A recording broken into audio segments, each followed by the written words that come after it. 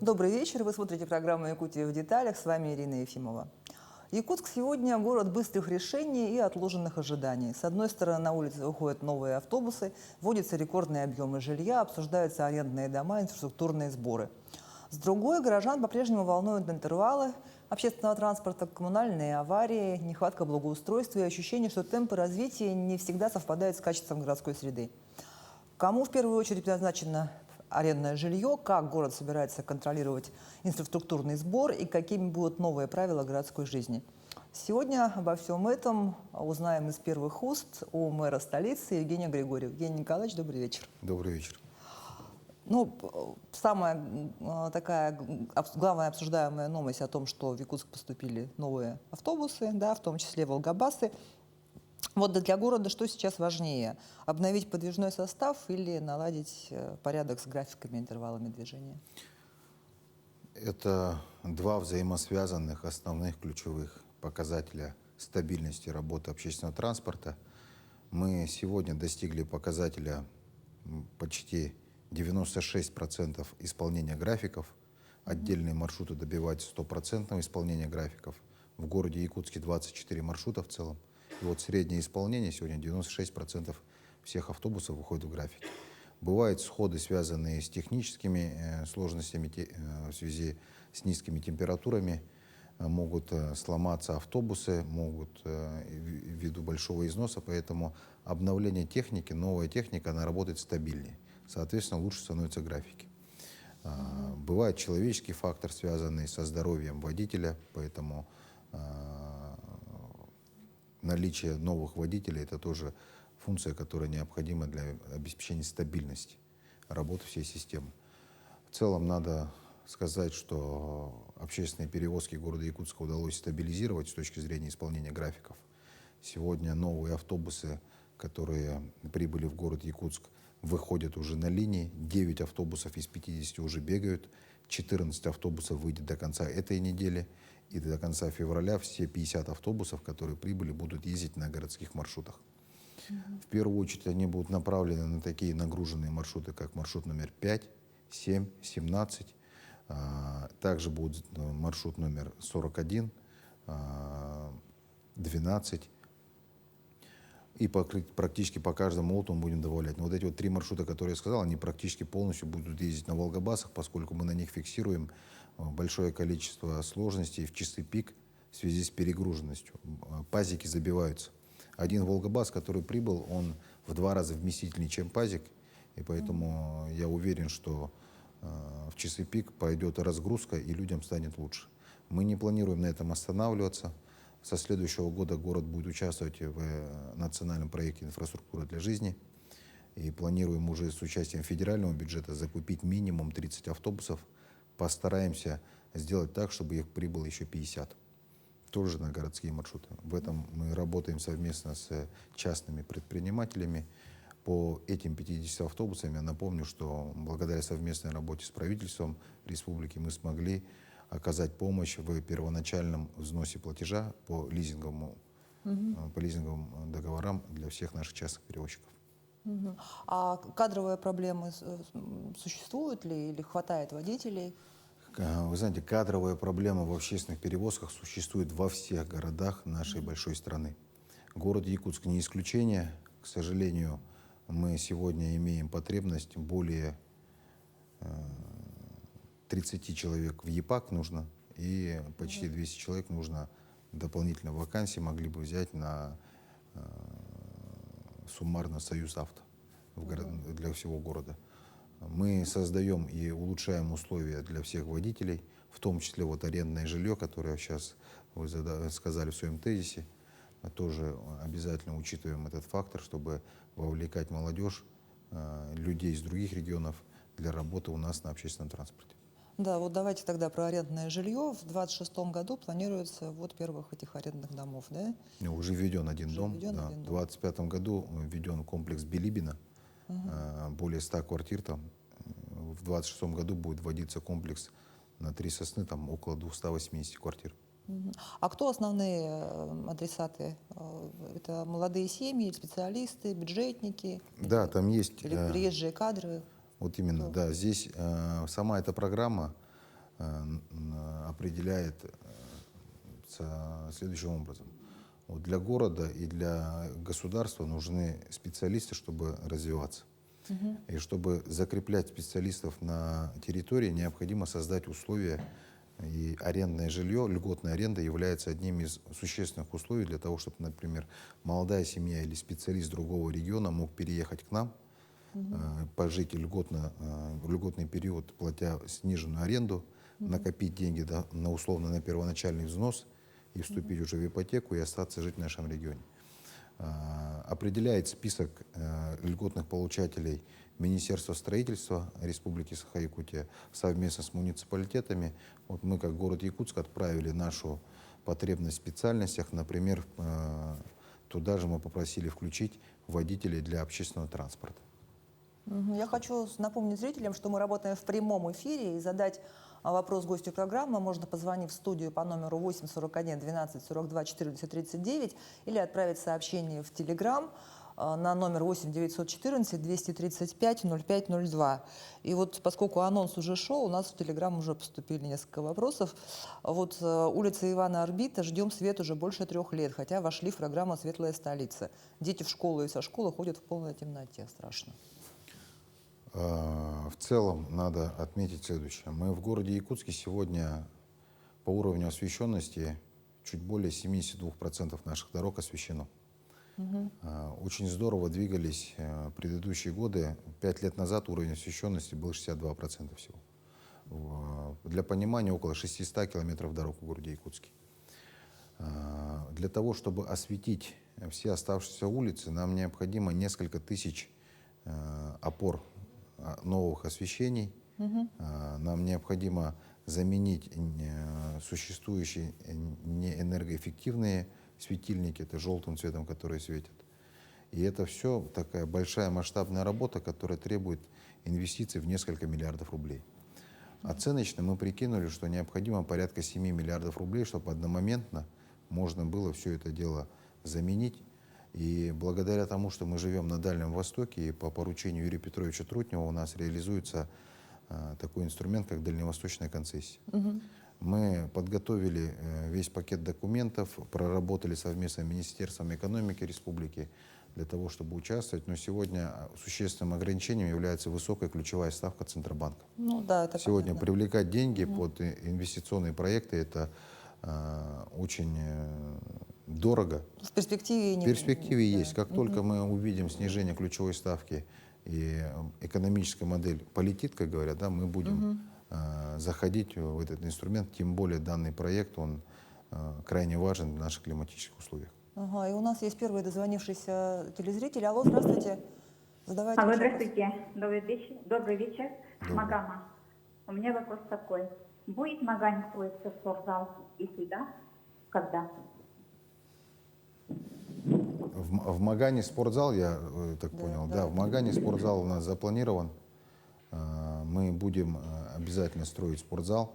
Помимо этого у нас запланирован ремонт текущего, который там находится, где раньше располагалась баня. Хотим сделать там тренажерный зал. В Магане будет спортзал, запланирована работа.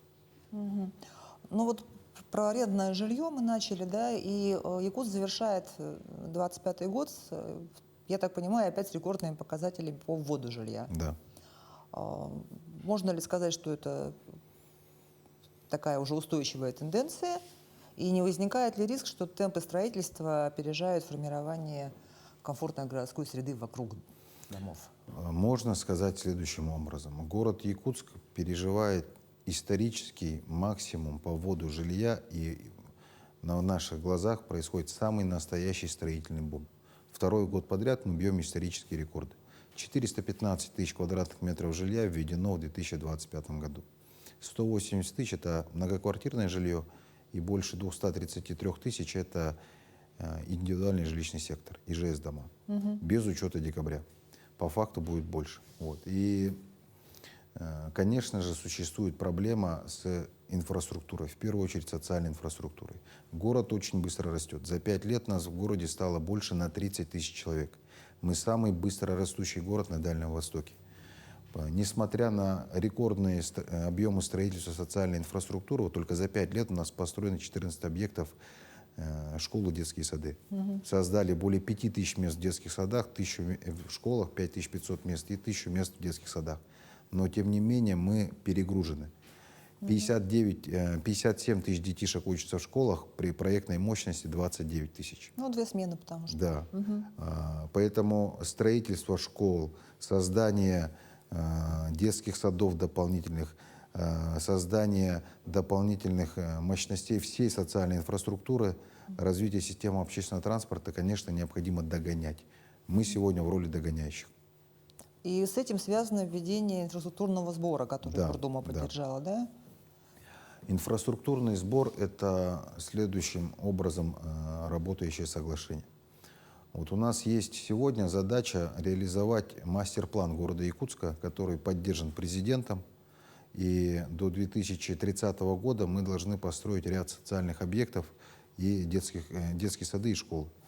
Строительство школ по данному мастер-плану, конечно, улучшит ситуацию, но в нее зашел только закрытый перечень объектов. При этом есть локальные точки, в которых необходимо расшивать ситуацию. Например, на территории Губинского округа есть 203-й микрорайон, в котором находится самая загруженная школа в городе Якутске. Это центр глобального образования, коэффициент переполненности более чем в 4 раза. У меня там дочь учится, я знаю. Вот. Мы разработали проектно-сметную документацию, там порядка 600 миллионов необходимо вложить в пристрой. Все уже готово, но в программах нету этого. Наша задача, конечно, сейчас саккумулировать средства, чтобы реализовать мастер-план. И для строительства таких вот школ, например, школа на 203-м микрорайоне, школа в Тулагино, перегруженная следующая, мы искали способы, как можно было бы решить эту ситуацию. Посмотрели опыт, который есть у других городов. Порядка 40 городов по стране нашей уже имеют такую практику. Поработали с застройщиками и совместно с ними приняли решение, что да, давайте введем инфраструктурный сбор, который позволит нам саккумулировать средства для строительства школ. Вот на данный момент мы уже подписали 7 соглашений на общий объем более 100 тысяч квадратных метров. И суммарный объем соглашений, инвестиций, которые будут в рамках этого соглашения, больше 330 миллионов рублей уже подписаны соглашения. Еще 330 миллионов, условно говоря, и мы сможем внести уточнение в бюджет города Якутска для того, чтобы отконтрактовать строительство школы на 203-м микрорайоне. По сути дела, наши строители будут вносить вклад в развитие системы образования в городе Якутске. Но мы посвящали этому отдельную программу и все-таки пришли к тому, что этот сбор в итоге отразится все равно на стоимости жилья. Вот. Вы знаете, здесь я бы не стал так утверждать, поскольку сегодня формирование рыночной стоимости жилья в городе Якутске продиктовано существенным условием, лимитами, которые ставятся по дальневосточной ипотеке. Вот 6 миллионов, 9 миллионов. Исходя из этих двух показателей, все наши застройщики свою квадратуру жилья вводят к этому. Инфраструктурный сбор не будут платить застройщики, которые строят в рамках комплексного развития территорий, которые расселяют жилье, либо в рамках своих КРТ сами строят тот же самый объект социальной инфраструктуры. На рынке в этом году и в следующем году будут объекты, которые без инфраструктурного сбора и с инфраструктурным сбором, и которые ориентированы по стоимости на дальневосточную ипотеку. Поэтому здесь я бы не сказал, что мы ожидаем увеличения стоимости жилья. Тот объем 3000 рублей в суммарной стоимости, там сегодня квадратный метр по 180 тысяч продают, до 200 тысяч доходит. 3000 рублей спокойно садится в смету расходов застройщика, как прочие расходы. Поэтому я не ожидаю увеличения стоимости, поскольку половина рынка не будет его ставить, лишь бы продать квартиры быстрее. У нас есть еще один звонок. Алло, здравствуйте, вы в эфире. Алло. Здравствуйте, задавайте ваш вопрос. Алло, здравствуйте. Житель города Якутска. Меня интересует вопрос строительства школы и детского сада на северном квартале города Якутска. Спасибо. Спасибо. Микрорайон Северный. Сегодня ведется уже работа по строительству детского сада, законтрактована. Заказчиком является служба государственного заказчика. Также у нас в рамках реализации мастер-плана там запланировано строительство школ. Поэтому в микрорайоне Северный будут школа и детский сад в соответствии с реализацией мастер-плана города Якутска. По детскому саду уже работа ведется. Вот еще один вопрос из телеграмма зачитаю. Евгений Николаевич, почему Вилюйский переулок только до середины сделали? Хорошо сделали асфальт, тротуары, даже автобусные остановки поставили, а после асфальта за типографией чистое поле. Зимой еще ничего, можно проехать на окружную. А летом, весной большая грязь, когда до конца будет сделана дорога. По Вилюйскому переулку мы остановились на половине, потому что там корректировали проектно-сметную документацию с точки зрения сопряжения с окружной дорогой. Сегодня проектные решения все уже сделаны, экспертиза присутствует, поэтому будем делать, будем отторговываться, я надеюсь, что если не в 26-м, то в 27-м году введем эту улицу. Ну, вы упомянули мастер-план Якутска, да, уже несколько проектов по нему реализовано. Вот какой вы из них считаете самым показательным на сегодняшний день? Да я бы сказал, что они все показательные, поскольку они все очень значимые. 3 объекта благоустройства, которые реализованы: площадь Республики, набережная Романа Михайловича Дмитриева с городским пляжем, набережное озера Сайсара. Это все такие знаковые места с точки зрения притяжения населения. В теплое время года там они все полностью в горожанах, в гостях столицы. Объекты, которые построены в рамках социальной инфраструктуры, тоже крайне важны. Это детский сад и школа построены, они крайне важны для города Якутска. И модернизация домостроительного комбината, производственная линия тоже очень важна, поскольку она будет направлена на снижение стоимости панельного строительства и увеличение скорости строительства домов. Это тоже крайне важно в наших условиях. Спасибо. Давайте еще один звонок послушаем. Алло, здравствуйте, вы в прямом эфире. Здравствуйте. У меня вопрос, даже не вопрос, а предложение. Вот сейчас скоро по Вилюйскому тракту будут введены новые дома, да, вот ЖК «Атмосферы», полностью и остальные тоже. И, соответственно, там на маршруте номер 7 будет очень много пассажиров. Я вот предлагаю, например, да, сделать новый маршрут, например, 7К или какой-нибудь, да, чтобы он только с Борисовки, например, по Вилюйскому тракту доезжал куда-нибудь до центра, где-нибудь там, не такой протяженный, как сам 7-й маршрут. Вот такое предложение. Все, спасибо. Спасибо. В яблочко, можно сказать, это решение, которое будет реализовано в ближайшее время. Мы для помощи маршрута номер 5, который ездит по Петра Алексеева, запустили подвозной маршрут, который тоже ездит до центра, 51П. Такой же маршрут будет запущен для помощи 7-му маршруту, который едет по Вилюйскому тракту. Там задача основная какая? Мы хотим разделить транспортные корреспонденции пассажиров, которые едут в социальные учреждения, в детские сады, школы с Вилюйского тракта. Вот, и тогда где-то связать его с центром, хабом, где можно пересаживаться. Он будет помогать 7-му маршруту разгрузить его. Мы его будем вводить параллельно с вводом жилья, которое будет по Вилюйскому тракту. Эта задача будет выполнена в полном объеме. Спасибо за предложение, оно правильное. С этого года государственные полномочия в сфере контроля за деятельностью УК переданы, собственно, в ведение города, да, от Управления государственного жилищного надзора республики. Вот что это значит на практике? Будет ли проще? Мы, конечно, считаем, что будет лучше. Если бы не было так, мы бы не выступали с этой инициативой. С этой инициативой 2 года я лично ходил, обивал пороги Илтумена, правительства. Нас услышали, спасибо большое за это. И сегодня случилась следующая картина.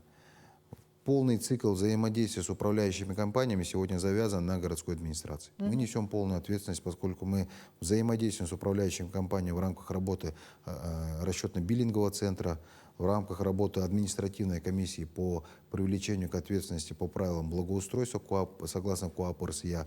Согласно работе территориальных органов управления мы работаем по взаимодействию, связанными в разрезе каждого округа. Работаем по муниципальному тарифу в рамках управления ДЖКХ.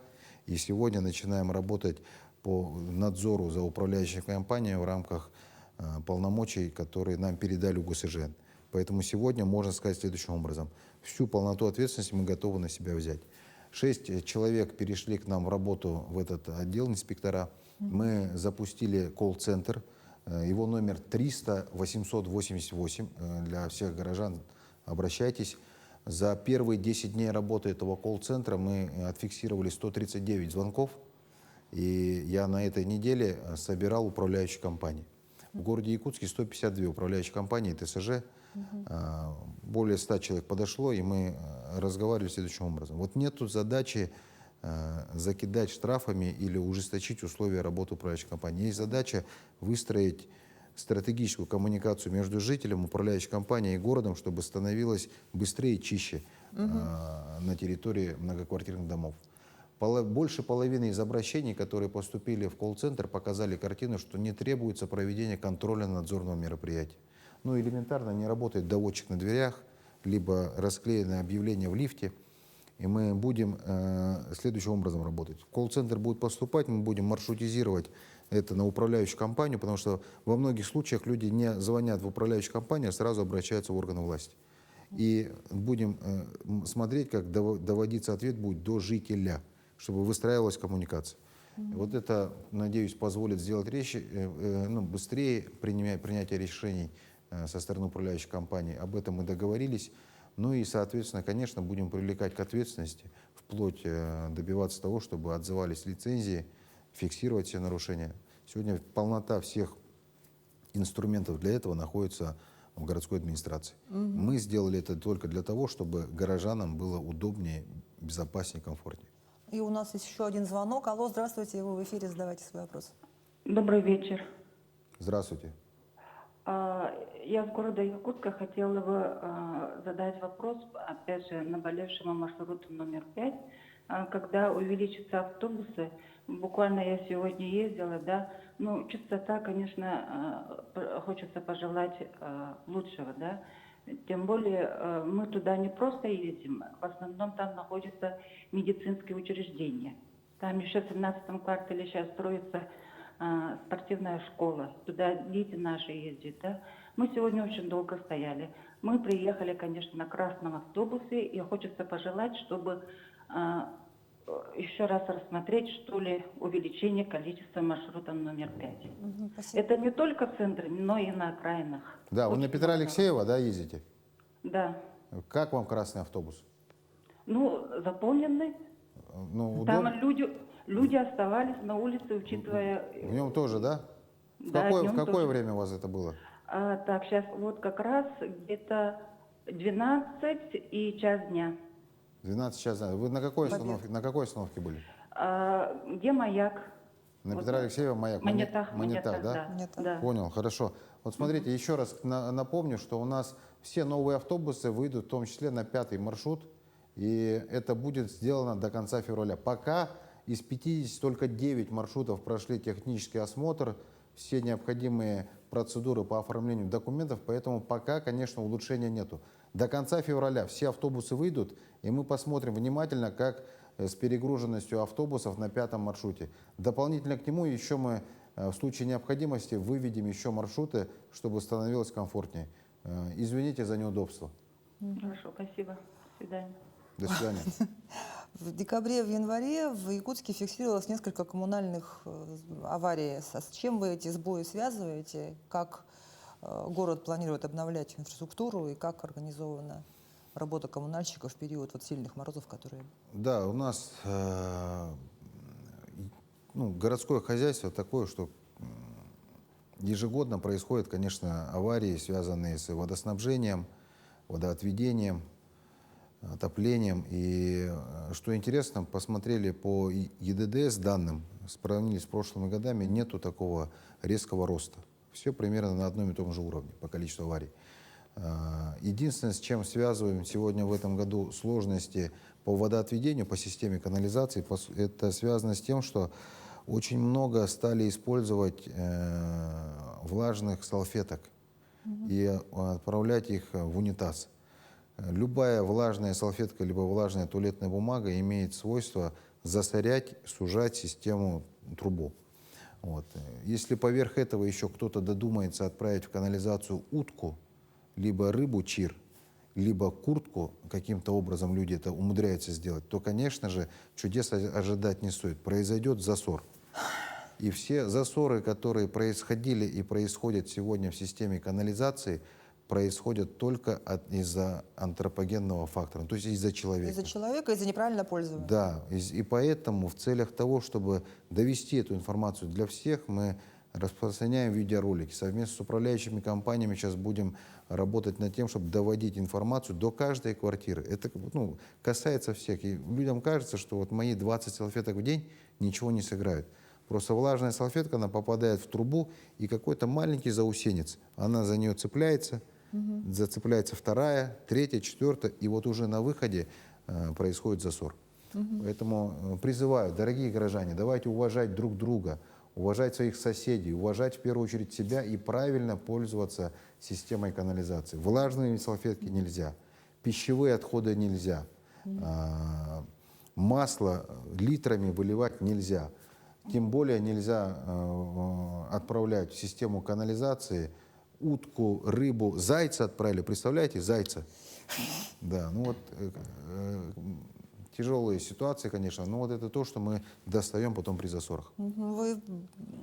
Известна ваша борьба с наливайками, да, так называемыми, что усилили контроль за соблюдением правил торговли с алкоголем. У нас пришел вот в Телеграм сейчас вопрос такой интересный. Нельзя ли вынести алкоточки за пределы города? Мы, можно сказать, движемся в этом направлении. С 2021 года системно ведется работа. Был принят нормативно-правовой акт Якутской городской думы, который увеличил расстояние от социальных объектов. Например, от школ 300 метров по радиусу. Раньше пешеходам измерялось, поэтому могли злоупотребить где-то. Было в 2021 году 337 алкомаркетов, на данный момент их осталось 270, на 20% снизили количество алкомаркетов в городе Якутске. Из этих 270 в ближайшие 5 лет еще около 70 прекратят продажу алкоголя, поскольку лицензию не смогут продлить. Дальше ставится вопрос. Вот я неоднократно при встречах со всем с населением задаю один простой вопрос. Вот как вы считаете, 300 метров, которые сегодня установлены от школ, они достаточны? И мне говорят все в один голос, что нет. Давайте сделаем километр. Вот давайте обсудим. Мы с этим предложением в течение 2026 года выйдем к населению. Скажут, если горожане, им нужен 1 километр, будем вводить эти ограничения. Очень радует то, что по городу Якутску снижается потребление алкоголя на душу населения. За 5 лет, с 2021 года, как мы ведем эту работу, на 24% снизилось в городе Якутске потребление алкоголя на душу населения. В результате снизилось количество пьяной преступности. На 24% тоже. Меньше стало пьяной преступности. А вот кодекс жителя города, который принят в столице, это скорее символический документ или инструмент, который должен поменять поведение в городской среде? Вы говорили сейчас, не бросайте там салфетки, вот написано там конечно, или нет? Конечно, мы очень сильно надеемся, что данный кодекс жителя будет обсуждаться в Телеграм и WhatsApp, в Телеграм-каналах, в Максе, в подъездных группах. Люди будут друг другу писать, что вот давайте прочтем, давайте обсудим. На лестничных площадках соседи друг с другом будут обсуждать, поскольку этот кодекс придумала не городская администрация, не мы его написали. Написали люди, жители города Якутска под руководством Общественной палаты города Якутска. Поэтому этот кодекс – это история про уважение к городу, уважение к соседям и в первую очередь уважение к самому себе. И это история про правила общего общежития в городе. Это же наш общий дом, просто здесь нужно понимать и четко говорить о том, что очень много людей переезжают в город Якутск и только начинают жить в городских условиях. Жить в многоквартирном доме, пользоваться той же инфраструктурой городской. И поэтому было бы хорошо, чтобы у нас был входной перечень правил, в которых было бы комфортно жить всем. Вот это чтобы их раздавали, я не знаю, застройщики при покупке квартиры. Конечно. Мы хотим в идеале, чтобы в каждом подъезде в доске объявлений был QR-код и сам кодекс висел, чтобы люди на него ориентировались. Когда есть общие правила, с которыми все согласны, либо большинство согласны, то это показывает на увеличение дисциплины. Надеемся на это. А вот насчет торговли алкоголем вы собирали у себя на странице, да. на личной ВКонтакте сообщения от жителей, да, которые видят какие-то нарушения в этой Конечно. сфере. Вот сколько было этих обращений и зачем вам вот... 130 обращений с сентября месяца, как мы это запустили, поступило ко мне во ВКонтакте. По каждому из них мы отправляем информацию в межмуниципальное управление МВД, и по каждому из этих обращений мы выходим в рамках работы нашей административной комиссии, территориальных органов управления. В целом надо отметить следующее. Люди жалуются примерно на одни и те же объекты. Очень много жалоб на наливайки. В городе Якутске 86 наливаек ЛЖ-кафе, которые, по сути дела, занимаются подменой понятия. Продают как общественное питание алкоголь, пиво, как правило, пуаре, сидр без лицензии. Ну, некоторые имеют лицензию на вынос.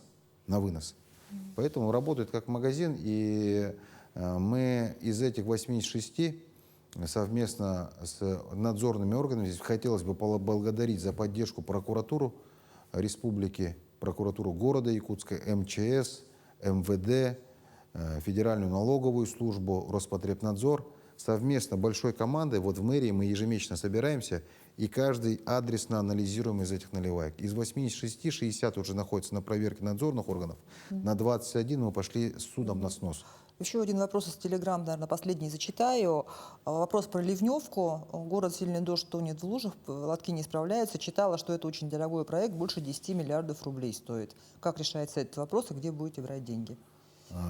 Ну, первое, что необходимо делать, это... Действительно 10 миллиардов? Да, порядка... Ну, сейчас покажет ПСД. Смотрите, вот для понимания, в городе Якутске скажу, что вот 600 километров дорог примерно. Ливневок у нас чуть больше 80 километров. Причем благодаря реализации национального проекта «Безопасные и качественные дороги» мы удвоили их количество. До недавнего времени их было около 50 километров. Вот. Для нормального функционирования мы хотим построить еще порядка 200 километров ливневок. И это речь уже идет порядка 10 миллиардов рублей. Чтобы начать это делать, необходимо сделать первый шаг. Это схема ливневой канализации. Мы ее сделали, утвердили, она у нас есть. Мы разделили город на 7 участков, где будет работать независимая система водоотведения. Для разработки первого участка необходимо 100 миллионов рублей, которые мы предусмотрели в бюджете 2026 года, в бюджете города Якутска. В этом году начнем разрабатывать проектно-сметную документацию. При разработанной проектно-сметной документации, которая пройдет госэкспертизу, у нас появляется шанс участвовать в федеральных программах, что мы планируем делать. Ну и последний вопрос. Президент нашей страны в прошлом году подписал указ о праздновании 400-летия Якутска, что придает этому событию федеральное значение. В общем, 6 лет остается до 1932 года, да? Вроде бы не так уж много. Каким вы видите Якутск к этой дате? У меня мечта, моя голубая мечта, чтобы, заветная мечта, чтобы 95 проектов, которые указаны в мастер-плане города Якутска, был реализован в установленный срок до 2030 года.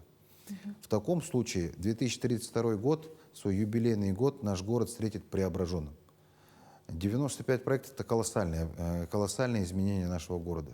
Только вдумайтесь, 937 многоквартирных домов аварийных мы должны снести, расселить людей. Должен появиться... То есть их не останется 900, аварийных в домов? городе останется... Я думаю, к этому моменту мы силами и комплексного развития территории должны убрать. Их в городе сейчас около 1100 домов. Вполне реальный объем, который при финансировании мы могли бы сделать. Да? Это раз. Второе, это, конечно, мостовой переход через реку Лена. Это десятки новых социальных объектов, 14 детских садов, 11 школ, 10 объектов здравоохранения, 6 объектов культуры, 7 объектов спорта.